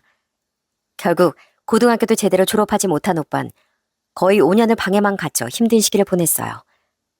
그런 오빠도 국방의 의무는 피하지 못했는데요. 부모님이 억지로라도 꾸준히 데려갔던 정신과에서 받은 우울증 진단으로 오빤 공익근무요원으로 복무하게 됐습니다. 그래도 계속 집에만 갇혀있던 오빠가 공익생활은 잘할 수 있을까? 부모님도 저도 걱정이 많았어요. 그런데 생각보다 사람들과 지내기가 수월했던 건지 오빠가 변해가기 시작하는 거예요. 처음엔 서툴고 불안해했지만 오빤 작은 업무들을 맡으며 서서히 자신감을 되찾아갔습니다. 오빤 점점 방에만 틀어박혀 있지 않고 가족들과 가끔 대화도 하고 밥도 식탁에서 먹었어요. 한 번씩 게임이나 인터넷 채팅으로 만난 사람들을 만나러 간다며 외출을 하기도 했고요. 수철아, 고맙다. 이렇게 다시 마음을 열어줘서 정말 고마워. 부모님은 이건 기적이라며 눈물을 흘리셨습니다. 심지어 오빤 복무 기간 동안 열심히 공부해 고졸 검정고시 시험까지 합격했어요. 이제야 저희 집안에 다시 평화가 찾아오나 싶더라고요. 하지만 그건 더 큰 불행의 시작이었던 겁니다. 어머니, 아버지, 저 친구랑 같이 두 분처럼 장사를 시작해보고 싶은데요. 좀 도와주시면 안 될까요? 게임에서 만난 친구가 베이킹을 오래 했다는데 같이 장사를 해보자고 하더라고요. 서울에서요. 오빠는 다시 민간인이 된 후 큰마음 먹고 한 직장에 취직했었습니다. 하지만 오빠는 직장에 잘 적응하지 못했고 그 짧은 기간에 2번이나 직장을 옮겼어요. 그리고 3번째 직장도 그만두더니 무슨 게임에서 만나 현실 친구가 된 사람과 동업을 하고 싶다며 부모님께 도움을 부탁하더군요. 그때가 제가 막 대학교에 들어갔을 때였죠. 사실상 오빠의 평범한 삶은 한번 포기하셨던 부모님은 그런 오빠의 부탁을 외면하지 못하고 들어주셨습니다. 어쨌든 당시 저희 집은 여유가 많았으니까요. 오빤 자긴 돈도 없으면서 서울에 무려 아파트 전세를 얻어달라고 했고 창업 비용도 만만치 않은 금액을 요구하더라고요. 나중에 한 사실인데 그 게임 친구라는 사람은 말만 동업이지 딱 1,000만 원만 투자했다고 합니다. 그리고 그런 오빠의 사업은 딱 4년을 버티고 망하고 말았어요. 큰 빚까지 지면서요. 어머니, 아버지, 제발 제 빚 좀 갚아주세요. 부모님이 해주셨던 그 비싼 전세집 보증금도 오빠는 월세로 돌리며 다 말아먹었다고 하더군요. 그동안 부모님이 도와주신 돈은 하나도 갚지 못한 오빠는 오히려 빚을 갚아달라고 애원을 했죠. 부모님 한숨을 쉬셨지만 그런 오빠의 빚을 전부 갚아주셨습니다. 전 그런 부모님을 말렸었어요. 엄마 아빠가 그 정도 도와주셨으면 그 뒷감당은 오빠가 할 줄도 알아야죠. 오빠 나이가 지금 몇인데요. 하지만 부모님이 2분의 돈으로 자식을 도우신다는데 제가 어쩔 수 있었겠어요? 그런데 오빤 계속해서 집안의 기둥을 뽑으려고 했습니다. 가게를 접은 후 우린 오빠가 집으로 다시 들어올 줄 알았어요. 그런데 오빠는 대뜸 웬 여자를 집에 인사시키더군요. 황당하게도 그 여잔 뱃속에 오빠의 아이를 임신하고 있었습니다. 어머니, 아버지, 이렇게 된 이상 저 이 여자 책임지고 싶어요. 제가 정말 염치 없다는 거 아는데 저 한 번만 더 도와주시면 안 될까요? 신혼집이랑 다시 자리 잡을 돈만 좀 빌려주시면 이번엔 제가 꼭 갚을게요. 저 이번엔 PC방 한번 해보려고요. 부모님은 결국 오빠를 또 도와주셨답니다. 새언니와 뱃속의 아이를 위해서요. 저희 집이 재벌도 아닌데 계속 그렇게 큰 돈이 들어가니 돈이 남아났겠습니까? 그런데 오빤 지치질 않았어요. 스스로 노력할 생각은 않고 알바들로만 PC방을 돌리다 오빤 또 PC방을 말아먹었습니다. 그런데 그 와중에 새언니 몰래 대출까지 받아 주식을 했다네요. 오빠에게 남은 건 또 막대한 빚뿐이었죠. 그 일로 오빤 이혼을 당했고 새언니는 재산 분할과 함께 양육비도 일시불로 받아갔습니다. 제발 한 번만 도와주시면 이번엔 정말 사업 도와달라는 얘기 같은 거 안 드릴게요. 저 너무 외롭고 스스로가 처량해요. 지금 빚까지 제대로 못 갚으면 신용불량자까지 된다고요. 제가 이렇게 된 건 따지고 보면 불행한 사춘기 시절을 보낸 탓이에요. 남들보다 뒤처진 만큼 빨리 따라잡아 보려다 이렇게 된 거라고요. 당시 부모님은 연세가 벌써 70을 넘어가며 갈비집을 좋은 권리금을 받고 넘기셨습니다. 당시 상권도 많이 무너지고 다른 가게들에 밀려 두 분의 식당은 매출이 많이 떨어진 상태였어요.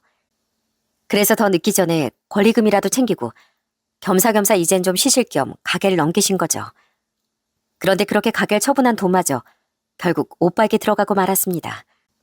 부모님은 한심한 짓을 하긴 했지만 PC방을 말아먹고 이혼까지 당한 오빠가 신용불량자까지 되도록 차마 내버려 두실 수는 없었던 거예요.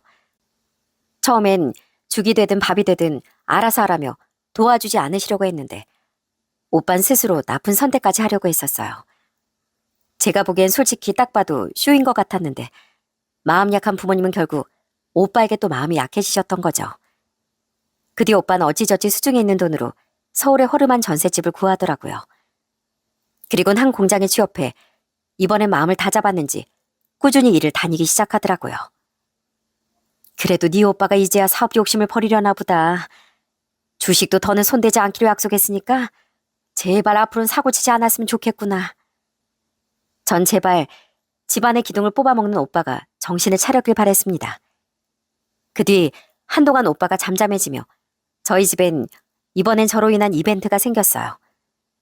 제가 같은 지역의 회사에서 영업직으로 일을 하던 2살 연상의 남편과 결혼을 하게 된 거죠.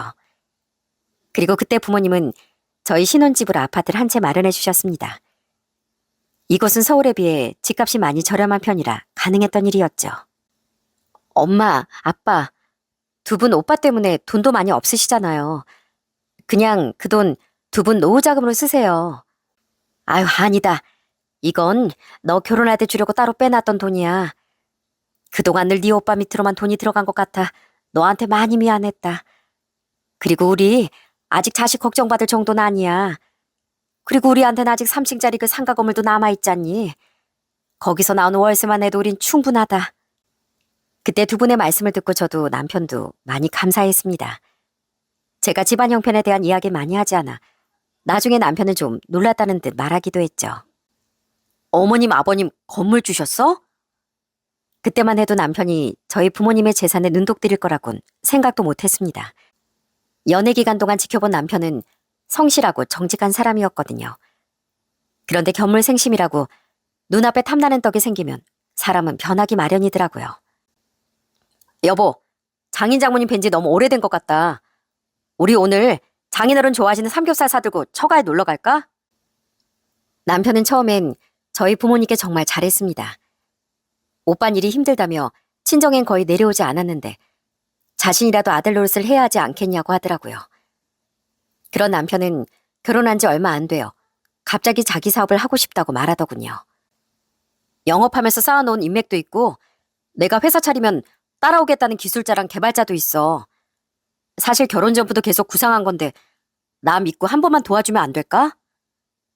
조금 고민하긴 했지만 전 남편을 응원해주기로 했습니다. 제가 알기론 남편은 성실한 사람이었고 부모님이 집을 마련해주신 덕에 우린 여유 자금도 좀 가지고 있었거든요. 그런데 자신 있게 사업을 시작한 남편은 저희 아들이 두 돌이 지났을 때 결국 사업을 접어야 했습니다. 다행인 건 그나마 빚은 남지 않았다는 거죠. 남편은 운이 없었다고 말했지만 솔직히 제 생각은 달랐어요. 성실한 줄만 알았던 남편은 막상 사업가가 되어보니 사업가로선 그렇게 부지런한 사람이 아니더라고요. 게다가 옆에서 지켜보니 사업 수완도 별로 없었고 내부에서보단 외부 탓을 먼저 하던 사람이었어요. 그냥 남편은 사업이 맞지 않은 사람이었던 거죠. 그 후 남편은 다시 다른 회사에 취업을 했습니다. 전보다 좋지 않은 조건으로 취업해 연봉이 어느 정도 높았던 저에 비해 벌이가 비교적 많이 적어졌었어요. 난 이런 데서 썩고 있을 사람이 아닌데. 남편은 자꾸만 불만스러운 듯 이런 말을 중얼거리더군요. 그러더니 언젠가부턴 친정에 가서 자꾸 이런 얘기를 꺼내는 겁니다. 저 장인어른, 그 건물 담보로 대출받아서 제 사업에 한번 투자해 보실 생각 없으세요? 아니, 전에 형님 사업엔 2번이나 투자해 주셨다길래 혹시 저한테도 투자해 주실 생각 없으신가 해서 이번엔 크게 제대로 벌여보려고요. 여보, 지금 무슨 말을 하는 거야? 한번 해보고 아닌 거 알았으면 됐지. 또 무슨 사업 타령이야. 평소 잘하던 사이가 저런 말을 하니 부모님은 난처한 기색을 표하셨어요. 집에 있는 돈도 아니고 대출을 받아서 투자해달라니 당연히 당혹스러우실 법하죠. 무엇보다 전 오빠로 인해 사업에 재주가 없는 사람은 또 사업을 시작해봤자 더 힘들어지기만 한다는 걸 깨달았거든요. 그런데 저와 상의도 없이 저런 말을 하니 화가 나더라고요. 더 화가 났던 건 그럼에도 불구하고 가면 갈수록 더 노골적으로 친정 부모님께 투자를 요구하던 남편의 태도였습니다. 솔직히 저희 집사람보다 형님한테 장인어른 장모님이 도움을 더 많이 주셨잖아요. 자식들한테 공평하셔야죠. 저 지난번 사업에서 정말 많이 배웠어요. 이번엔 정말 성공할 수 있는데 한 번만 어떻게 안 될까요? 진짜 이 인간이 뭘 잘못 먹었나 싶더라고요. 당연히 그날 집에 와서 전 남편을 아주 쥐잡듯이 잡았습니다. 당신 우리 부모님이 우스워? 뭐 우리 부모님한테 돈 맡겨놨어? 집 마련해 주셨으면 넘치게 해주신 거지. 대체 뭘 더 바라는 거야? 그리고 내가 말했지. 당신은 사업에 재능 없다고. 그런 말 좀 하지 마, 서운하니까. 그리고 난 장인 장모님께도 진짜 서운해. 두 분 마음 약해서 형님한테 그렇게 다 퍼주신 거라며. 그래서 나도 좀 조르면 도와주실 줄 알았더니 역시 사위랑 자식은 다른 건가 보지? 이제 보니 이 인간이 저희 부모님의 약한 마음을 일부러 이용하려고 한 거더군요. 너무 기가 찼던 전 남편을 방에서 내쫓아버렸죠.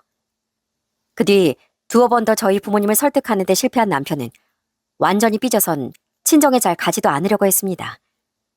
당연히 저와는 사이가 갈수록 나빠졌고요. 그리고 시간이 갈수록 사이가 나빠진 건 저와 시댁 식구들도 마찬가지였어요. 평범한 형편이었던 시댁엔 시부모님과 바람을 피워 아이가 없을 때 이혼당했다던 남편의 누나, 이렇게 셋이 살고 있었어요. 남편에겐 여동생도 있었는데 결혼한 후 먼 서울에서 살고 있었죠. 작은 시누이 내외는 시댁에 자주 내려오진 않았지만 착한 사람들이었는데요. 반면 시부모와 큰 시누이는 좀 교활하고 탐욕스러운 사람들이라는 인상을 받았습니다.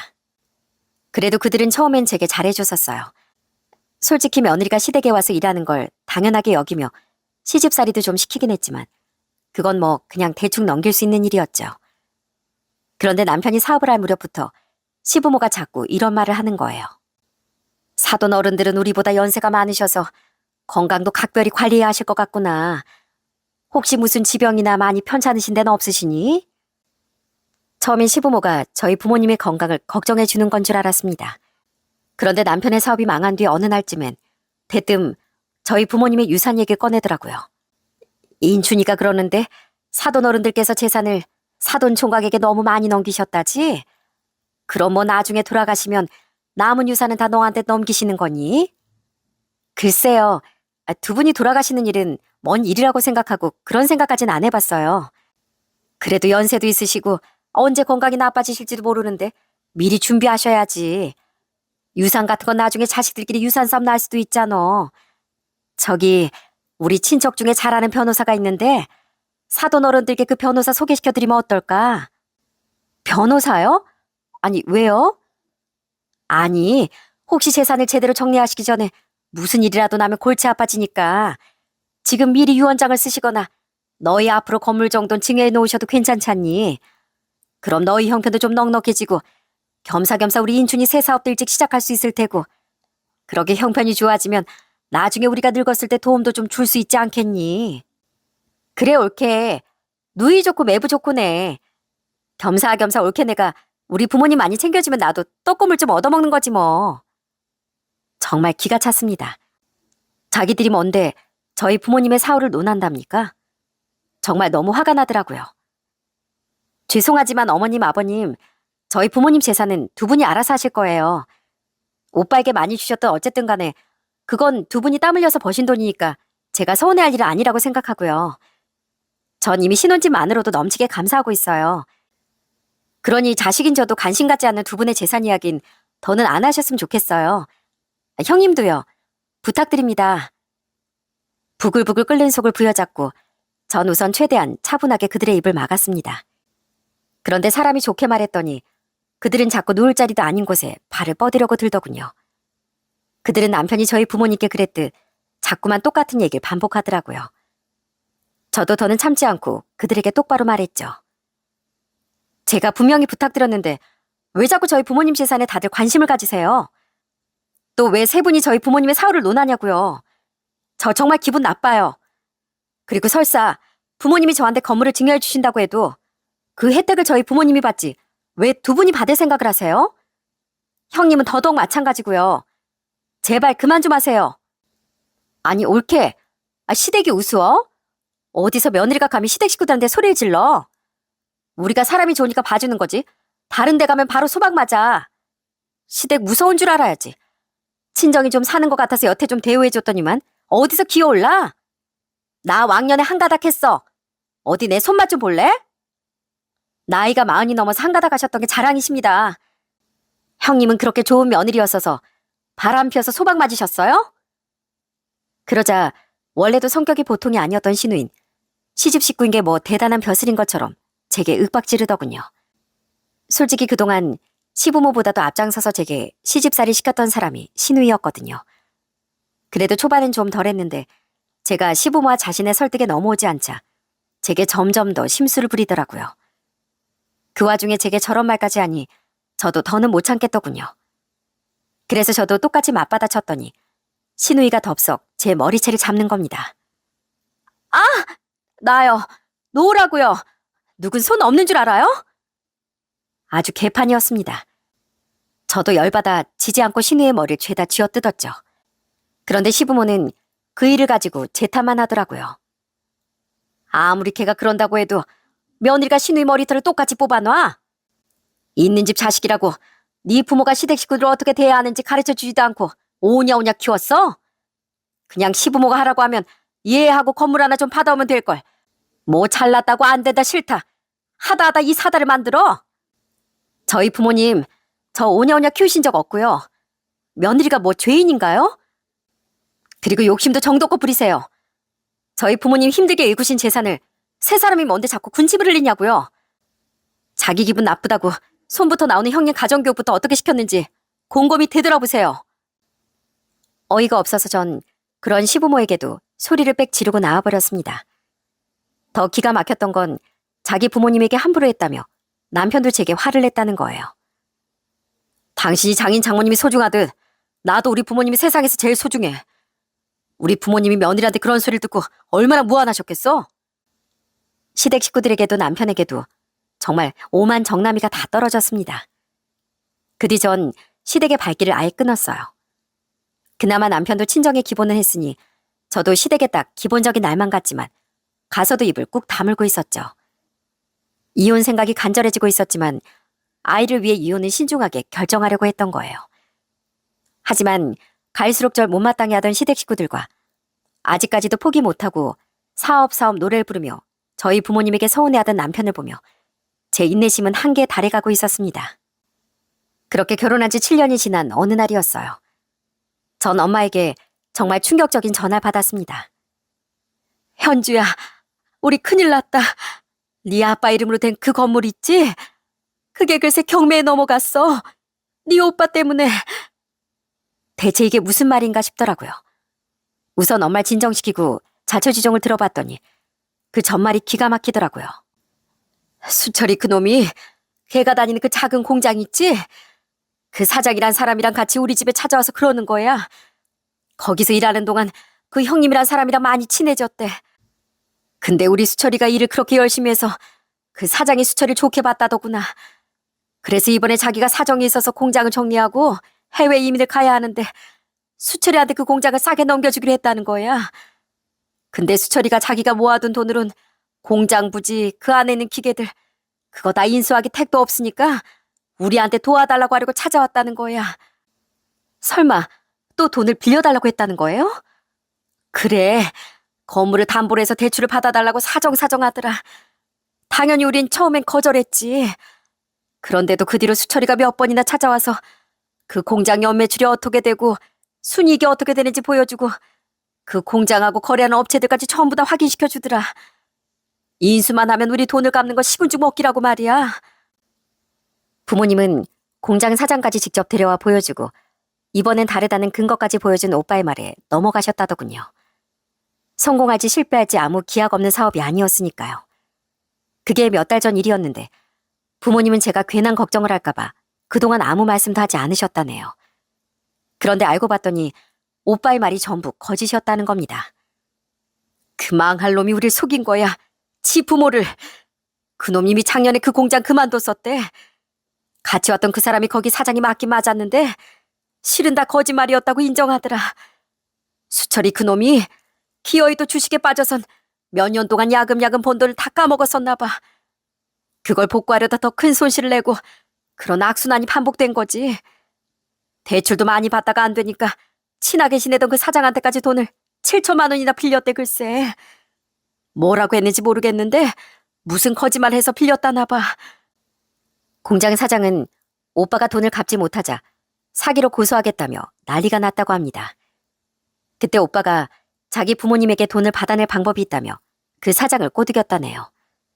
실은 공장 사정이 그렇게 좋지 못했던 터라 돈이 급했던 사장은 양심을 잠시 내려놓고 오빠의 사기 행각에 동참했던 거죠. 심지어 오빤 부모님이 대출을 받아준 돈으로 사장에게 돈을 갚고 자신의 대출도 갚은 뒤 그 엄청난 거액으로 또 주식을 했다고 해요. 자기 말론 이번엔 잃었던 만큼 한 번에 거액을 따서 다시 우리 돈도 갚고 다 사실대로 말하려고 했다고 하는데 그게 말이니? 그걸 또 순식간에 날려버렸다더라. 뒤늦게 모든 사실을 알고 정말 기절하는 줄 알았다. 그 사장은 우리한테 미안하다고 하는데 들어보니까 딱 자기가 수철이한테 빌려줬던 돈만큼만 챙겼더구나. 제일 큰 사기꾼은 바로 수철이 그놈인데 누굴 원망하겠니? 그래도 자식이라고 믿었는데 우리가 바보였다. 바보였어. 그놈이 이렇게까지 인간 말종이 됐을 거라고 상상도 못했어. 오빤 부모님께 사과를 하긴 했다더군요. 하지만 아빠가 어떻게 부모에게 사기를 칠 수 있냐며 멱살까지 잡자 오히려 이랬다네요. 나도 잘해보려고 그런 거라고요. 가족끼리 사기는 무슨 사기예요. 과장 좀 그만하세요. 진짜 뻔뻔한 인간 아닙니까?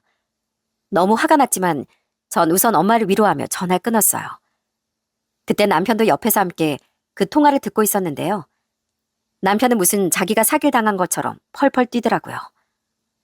아 진짜 장인 장모님 진짜 제정신이야? 어떻게 그 목 좋은 데 있는 건물을 날려? 와 진짜 너무하시다.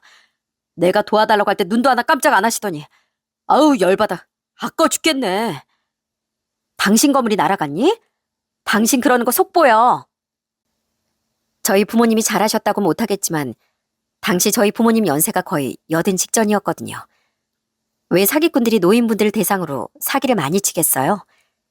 총기가 젊으실 때와 다른 걸 아니까 그런 거겠죠. 저희 부모님도 오빠가 하도 그럴듯하게 설득을 했다 보니 판단력이 흐려지셨던 거예요. 그 와중에 건물이 아깝다며 날뛰는 남편을 보는데 솔직히 속이 뻔히 보여 곱게 보이지 않더라고요. 전 얼른 부모님을 위로해드리기 위해 친정으로 달려갔는데 남편은 분이 안 풀린다며 같이 가지도 않았죠. 엄마 아빠 이젠 제발요. 네? 오빠한테 약해지시는 것도 정도가 있어야죠. 오빠가 잠시 나와 정신 차린 줄 알았던 우리가 바보였어요. 이젠 우리 오빠 끊어내요. 네?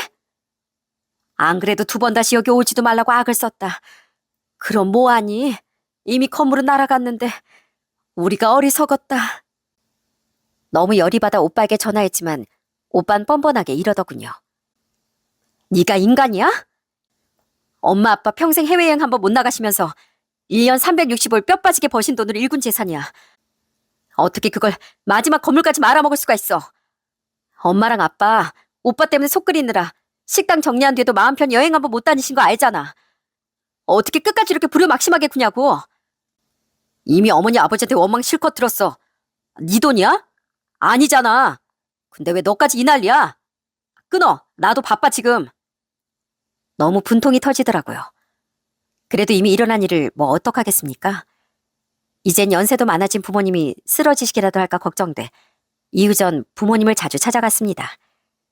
부모님이 유독 너무 나이 들어 보여 가슴이 너무 아프더라고요. 부모님이 해주신 집이니 저희 집 담보로 대출이라도 받아 급한 불이라도 꺼보면 어떨까 했는데 부모님은 절대 안 된다며 못을 박으셨어요. 평생 네 오빠한테만 다 퍼주고 살았는데 그나마 너한테 해준 그거마저 절대 빼앗을 수는 없어. 말도 안 되는 소리 하지 말어. 우리 그 건물 없어도 충분히 먹고 산다. 그 사건으로부터 한 달 뒤쯤 전 연말에 성과금을 겸해 회사에서 보너스를 정말 두둑히 받았습니다. 전 최근 오빠로 인해 마음고생이 심하셨던 부모님 생각이 났어요. 그래서 남편에게 그 보너스를 부모님과 해외여행 가는데 쓰고 싶다고 말했습니다. 사이가 나빠져서도 우린 돈의 지출을 항상 공유했었거든요. 그런데 남편은 자기 돈도 아니면서 갑자기 펄쩍 뛰더라고요. 절대 안 돼. 돈은 물론 건물까지도 형님한테만 다 퍼준 분들한테 왜 효돈 우리 돈으로 해야 하는데? 이번엔 우리 부모님도 사기당하신 거라고 했잖아. 그리고 내가 열심히 일해서 받은 보너스를 효도하겠다는데 그걸 왜 당신이 반대해? 비행기표 예매하기 전에 예의상 당신한테 말해준 거야. 당신은 가기 싫으면 가지 마. 나만 애 데리고 다녀올 테니까. 안 된다고 글쎄. 아무리 당신 보너스여도 그건 부부 공금이잖아. 난 지금도 장인 장모님한테 엄청 서운해. 마음이 단단히 상했다고. 내가 누구 때문에 사업을 새로 시작 못하고 있는데. 근데 내가 왜 효도를 해야 돼? 뭐? 웃겨. 그게 왜 우리 부모님 탓이야? 우리가 편하게 살고 있는 이 집. 이 집도 우리 부모님이 열심히 일해서 번 돈으로 산 거야. 우리 부모님 돈 벌고 우리 오빠 때문에 속 썩느라 평생 해외여행 한번 못 가보셨어. 그래서 더 나이 드시기 전에 효도여행 시켜드리고 싶다는데 그걸 말도 안 되는 일로 삐져가지고 반대해? 어차피 2분 여권도 없으시잖아. 이제 와서 무슨 힘들게 해외여행을 보내드린다고 그래. 그냥 국내나 다녀와. 정 갈 거면. 당장은 안 돼도 언젠간 우리한테 넘어올 거라고 믿고 내가 얼마나 그 건물이 우리한테 돌아오길 기다렸는데 내가 얼마나 실망했는지 알아? 아무튼 안 된다고 얘기했다 난. 남편은 끝까지 반대라더니 멋대로 씩씩대며 나가버리더군요. 진짜 어이가 없더라고요. 그 인간은 끝까지 그 건물에 군침을 흘리고 있었던 겁니다. 더 황당했던 게 뭔지 아시나요? 그로부터 한 달 뒤 남편은 저와 상의도 없이 시댁 식구들 데리고 해외여행을 떠났답니다. 저와 아이만 두고 자기 혼자서요. 그나마 작은 시누이네는 가지 않은 모양인데 정말 기가 찼죠. 남편은 여행을 떠나기 전날 아무렇지도 않게 짐을 싸며 제게 여행 사실을 말해줬습니다. 우리 어머니 곧 생신이잖아. 기념으로 가려고 3주 전쯤에 숙소랑 비행기표 다 예약해놨어. 우리 누나만 자기 목 따로 냈고 부모님 여행 경비는 다 내가 부담하기로 했어. 뭐? 그걸 왜 나한테 말을 안 했어? 장인 장모님 모시고 여행 가는 건 절대 내가 안 된다고 했는데 우리 부모님 모시고 해외여행 가자면 당신이 알겠다고 했겠냐? 난리칠 게 뻔해서 아예 말도 안 꺼냈지 뭐. 기가 막혀서 정말. 당연하지. 완전 내로남불이잖아 이거. 막말로 당신 부모님이 우리 결혼할 때 10원짜리 하나라도 보태줬어? 아니잖아. 당신 논리대로라면 서운하게 한 부모는 부모도 아니라고 생각하는 것 같은데 이건 말이 안 되지. 그리고 적어도 지출 내역은 서로 투명하게 하자더니 당신은 나 몰래 그 큰돈을 멋대로 썼다고? 우리 부모님은 우리한테 뭘 해줄 형편이 안 되셨잖아. 우리 누나랑 동생한테도 못 해줬는데 서운할 게 뭐가 있어? 그리고 솔직히 장인 장모님 그 건물 없으면 이제 우리한테 떨어질 콩고물도 뭐 없는 거 아니야? 그럴 바엔 그나마 약간이라도 더 재산이 남은 우리 부모님한테 잘하는 게 100배 낫지. 안 그래? 그리고 그냥 솔직히 말할게. 내가 그나마 맨날 원수대하듯 다투던 당신이랑 버티고 살았던 건 당신 아빠 검을 하나를 봐서였어. 근데 이젠 당신도 당신 부모님도 끈떨어진 년이잖아. 내가 당신이랑 살 이유가 뭐가 더 있겠어? 그래서 그냥 돈도 내 마음대로 쓴 거야. 언제 나들 어쩌고 운운하더니 그냥 우리 부모님 건물 때문에 이혼 안 하려고 버텼던 거구나. 당신이야말로 아빠 자격도 없는 인간이야. 알아? 뭐 끈떨어진 년? 이제 볼장 다 봤다 이거지? 그래, 당신도 잘 알았어. 어디 나중에 후회하지나 마. 남편은 저희 부모님의 건물이 경매에 넘어가자 저와 이혼할 마음을 먹은 거더군요. 진짜 사람이 비열해도 저렇게 비열할 수 있나 싶었죠. 그런데요, 남편이 모르는 게 있었답니다. 저희 부모님의 건물은 제가 효도여행 이야기를 꺼낸 직후 다행히 위기를 넘기고 경매가 취소됐었어요. 고모와 작은 아빠가 돈을 최대한 끌어다가 부모님을 도와주셨거든요. 아빠는 성격상 건물을 처분해서라도 그 돈을 갚으려고 하셨는데 고모와 작은 아빠가 절대로 안 받는다며 고집을 부리셨거든요. 형이 아니었으면 우리 인생은 없었어. 우리가 이만큼 성공해서 자식들이랑 잘 사는 건 다 형 덕분이야. 그러니까 그 은혜 지금 우리가 갚는 거야. 그때 두 분의 마음 씀씀이에 부모님은 눈물을 쏟아내셨습니다. 또 전 한 달 전 남편의 말을 무시하고 부모님과 해외여행 계획을 세웠었어요. 남편이 하는 말을 들어보니 더는 남편에게 최소한의 존중을 해줄 필요성도 못 느꼈고 솔직히 저도 그때 이혼을 마음먹었었거든요. 그동안 전 조용히 변호사를 알아보고 이혼 얘기 꺼낼 시기를 보고 있었죠. 저는 2달 뒤로 부모님과 함께 여행 갈 비행기 티켓도 예약해뒀습니다. 마음 같아선 가능한 한 빨리 떠나고 싶었는데 아빠가 경매와 관련된 남은 문제를 해결하셔야 했기에 넉넉히 여유를 뒀던 거예요. 마지막으로 남편이 알면 배 아파 뒤집어질 사실이 있었습니다. 아빠는 경매가 취소되고 고모와 작은 아빠가 건물을 팔아서라도 아빠가 돈을 갚는 걸 결사반대하자 건물을 제 앞으로 증여해 주셨어요. 우리가 가지고 있어봤자 네 오빠가 호시탐탐 노리기나 할 거 아니냐. 어차피 나중에 그 건물 네게 주려고 했는데 그냥 이참에 일찌감치 증여해 주마. 그게 안전해. 부모님은 오빠가 아예 손도 대지 못하게 술을 쓰셨던 겁니다. 그렇게 건물을 탐내던 인간이었으니 그걸 알면 얼마나 배가 아팠겠어요. 남편은 아무것도 모른 채 룰루랄라 해외여행을 떠났죠. 전 남편이 여행 가 있는 동안 남편의 짐을 전부 이삿짐을 맡아주는 컨테이너 박스 업체에 맡겨버렸어요. 그리고 저도 집을 금매로 내놓고 친정 부모님의 집으로 들어가 버렸고요. 부모님은 제 이혼 이야기를 각오했다는 듯 덤덤히 받아들이며 절 위로해 주시더라고요. 전 당연히 집의 비밀번호도 바꿔뒀는데요. 남편에겐 헛걸음이나 한번 하라는 마음으로 말도 안 해줬습니다. 역시나 3박 4일 뒤 여행에서 돌아온 남편은 제게 전화를 걸어 난리를 치더라고요. 뭐? 짐을 다 빼고 멋대로 집도 내놨다고? 상의도 없이 그러는 게 어딨어? 이혼하자며. 그 집은 내 집이고 그래서 내 멋대로 정리한 건데 뭐 문제 있어? 내 마음이지.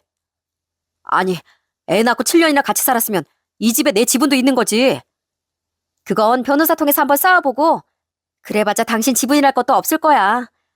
당신 사업한다고 돈 엄청 말아먹었던 거 기억 안 나? 그리고 그 뒤로 나보다 벌이도 더 적었잖아. 그럼 당장 나더러 어디로 가라고. 비리 많이 나지. 힘들게 캐리어 끌고 왔는데 순 헛고생했잖아. 그래? 미안하게 됐네. 당신 부모님 집으로 가. 당신 자기 가족 되게 좋아하잖아. 난 우리 부모님 집에서, 당신은 당신 부모님 집에서 살면 딱 되는 거 아니야? 나랑 살 이유가 없다며. 그래서 빨리 정리해줬는데 뭐 문제 있어? 아무리 그래도 이렇게 갑자기 그러면 어떡해. 일단 끊어. 내 짐 어디 맡겼는지 그거나 문자로 보내. 전 일부러 남편을 실실 약 올렸습니다. 이후 전 변호사 사무실을 찾아가 본격적으로 이혼 준비에 돌입했어요. 그리고 양육권 문제와 이런저런 문제를 해결하기 위해 남편이 해외여행에서 돌아온 지 2주 뒤 남편을 만났죠. 그때 제가 남편에게 뭘 보여줬는지 아십니까? 이게 어떻게 된 거야? 우리 부모님 건물 경매 넘어간 거 취소됐어. 친척들이 도와주셨거든. 착하게 살면 그렇게 언젠간 복으로 돌아오는 건가 봐. 그리고 부모님이 그 건물 나한테 증여해 주셨어. 얼마 전에 증여 과정 다 마무리돼서 이젠 완벽한 내 건물이야. 여기 내 이름 보이지? 그렇게 건물 노래를 불렀는데 아쉬워서 어떻게 한대? 뭐 우린 이제 남남이 될 거니까 당신 밤에 입을 좀 차겠다. 제가 남편에게 보여준 건 바로 등기부 등본이었어요. 이혼하는 마당에 남편이 구질구질하게 매달리면 어쩌려고 그런 걸 보여줬냐 하실 수도 있겠지만 전 바로 그걸 노렸던 거예요. 좀 귀찮아질지언정 저희 부모님을 그리고 절 돈으로만 보고 하찮게 여겼던 남편이 제게 빌빌거리는 꼴을 꼭 보고 싶었거든요. 남편은 엄청나게 당황해 말을 잇지도 못하더라고요. 아니, 그걸 왜 나한테 말을 안 했어? 어차피 난 당신이 우리 부모님 모시고 절대 여행 못 간다고 난리치던 날에 이혼하기로 결심했거든. 그 뒤로 상황은 보고 있었는데 고맙게도 당신이 먼저 이혼하자고 해주더라. 아무튼 이건 이거고 우리 이혼은 그대로 진행될 거니까 헛꿈 꾸지 말고 그냥 약오를 하고 보여준 거야. 아니, 이런 말이 달라지지. 난 몰랐잖아. 알았으면 뭐. 처가가 돈이 있으면 잘하고 없으면 부모 취급도 안 하는 인간이랑 난 더 살 생각 없어. 염치를 밥 말아먹은 당신도 당신 가족도 전부 꼴도 보기 싫다고. 이 건물은 내 특유 재산이라 당신 목은 일도 없는 거 알지? 어디 앞으로 땅을 치고 후회 좀 해봐. 정말 속이 다 후련하더군요. 그리고 역시나 그때부터 남편은 절대 이혼 못한다고 억지를 쓰기 시작하더라고요. 저희 부모님 집에 찾아와 저와 저희 부모님 앞에서 정말 애걸복걸을 하더라고요. 장인어른, 장모님, 제가 그동안 두 분께 무례했다면 정말 죄송했습니다. 원래 사람은 욕심에 약한 동물이잖아요. 눈앞에 너무 큰 유혹이 있다 보니까 제가 정신을 못 차렸던 것 같아요. 건물이 경매에 넘어갔다는 얘기를 들었을 때 그만큼 실망도 컸고요. 근데 앞으로는 정말 괜한 욕심 부리는 일이 없을 겁니다. 저 한 번만 용서해 주세요. 건물 경매가 취소된 걸 알고 손바닥 뒤집듯 태도가 바뀐 사람을 어떻게 믿으라는 건가? 우린 이제 우리 아들이든 자네든 지긋지긋하네.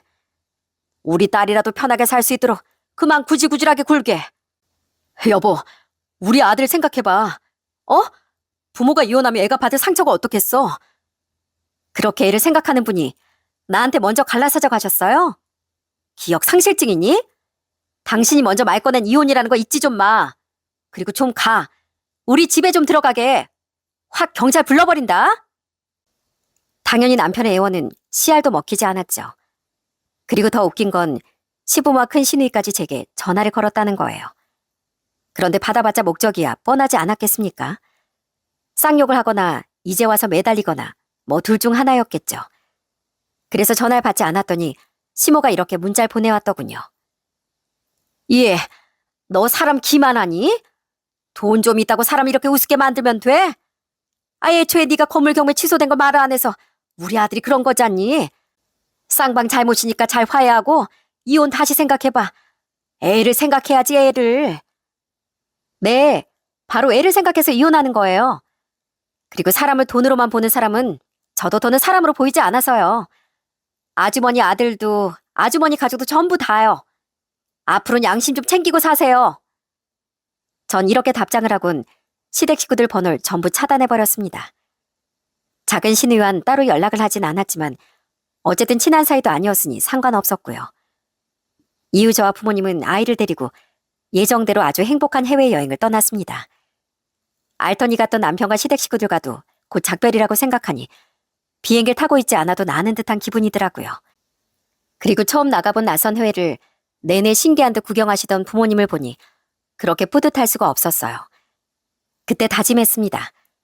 남편과 시댁 식구들에게 시달리느라 허비한 시간만큼 앞으로 제 부모님께 2배, 3배 더 효도하며 살겠다고요.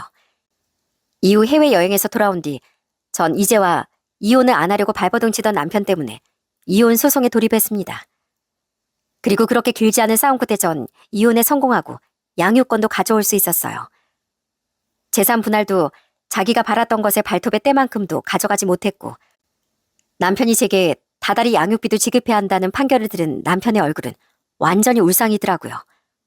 정말 고소했죠. 아, 어디 참기름이 쏟아졌나? 고소한 냄새가 아주 진동을 하네. 마지막으로 이렇게 비아냥대며 남편을 스쳐 지나왔더니 그놈도 약이 올랐는지 얼굴이 벌개져 있더라고요.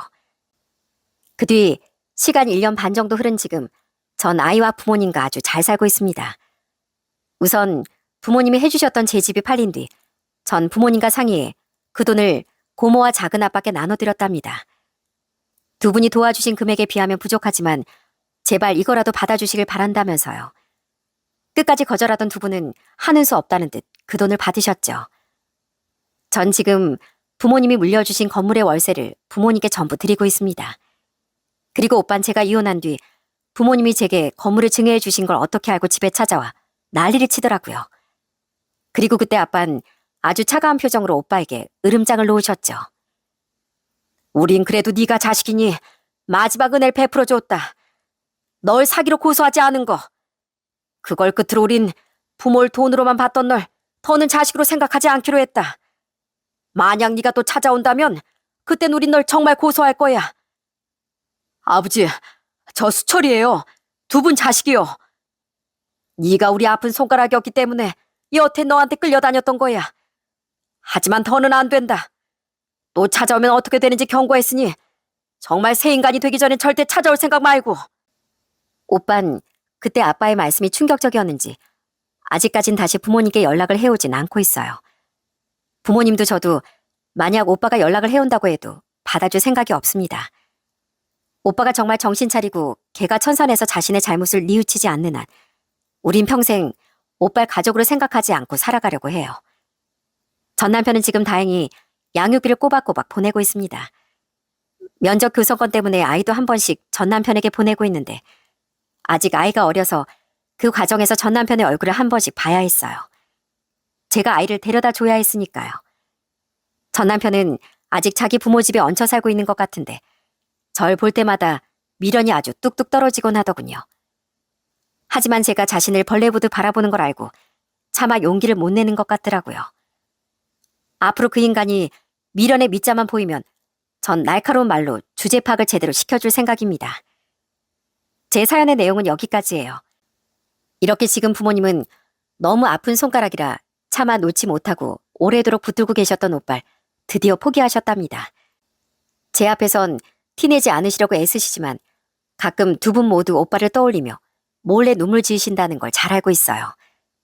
그런 부모님이 조금이라도 편안한 노후를 보내실 수 있도록 전 부모님 곁에서 최선을 다해 살아가려고 합니다.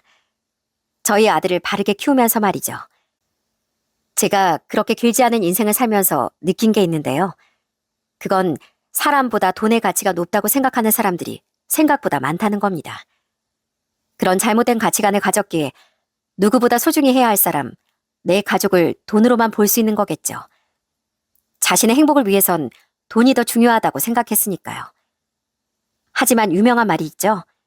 사람 나고 돈 났지 돈 나고 사람 난 거 아니라는 말이요.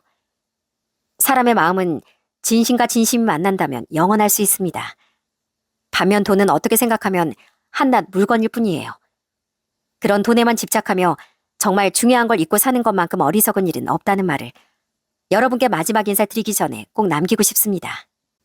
제 사연은 여기서 이만 진짜 마무리해야 할 것 같습니다. 무더위가 서서히 풀리고 있는 요즘 유난히 뜨겁고 습했던 올 여름을 무사히 마치시길 바랍니다. 들어주셔서 정말 감사합니다.